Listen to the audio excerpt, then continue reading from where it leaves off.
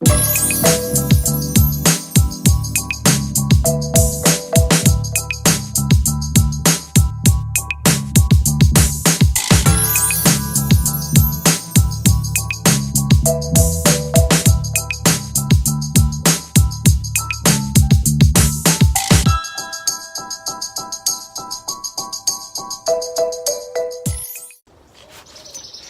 YouTube and happy 2019. I don't know how you're doing with your resolutions, but I hope you're doing well. Apparently 80% of people by this point in January have given up on what they aim to do, so hopefully that's not you.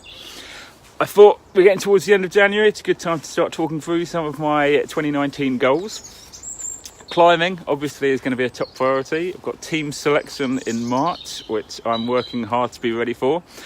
So you're going to see a lot of this kind of video over the next year, I guess. But I want to push myself in various other ways as well. I was trying to think of a challenge that I thought would really push me, and I couldn't think of one. Instead, I thought of many. And rather than just doing one, I decided I'm going to do many. So it's going to be an interesting year. So what started as a what big challenge can I give myself has kind of turned into a what monthly challenge can I give myself. And I'm going to push myself to try and do something that could be a big goal for a year each month roughly. So what does that look like in reality? Well, if you follow me on Instagram and stuff, you'll have seen I'm doing my 300 by 300 challenge. If you're not, go check it out, and I'll probably do a vlog about it in due course. So that's my first one, and I'm making January a full house. Again, I'll explain that in due course. I've got a half marathon in February. That terrifies me. Anyone who knows me well will know that I am not a runner. And yeah, that's going to test me a lot, but it should be fun. I've got a couple of OCRs already in the diary. So I'm doing a Tough Mudder later in the year, doing a Elements OCR, so obstacle course race, in a couple of months. That will be good. I've potentially got something in March which is a bit exciting, but we'll see.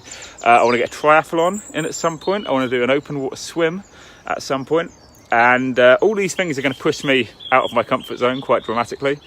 But I am always amazed by the human body and what we're capable of, and I just want to test its limits a little bit. I want to see what it can actually do, and I think I've already tested those limits with mine a little bit, and my body's pretty damaged, it's pretty broken, and I'm constantly amazed by the things it will handle me throwing at it, and I want to kind of see how far I can push that.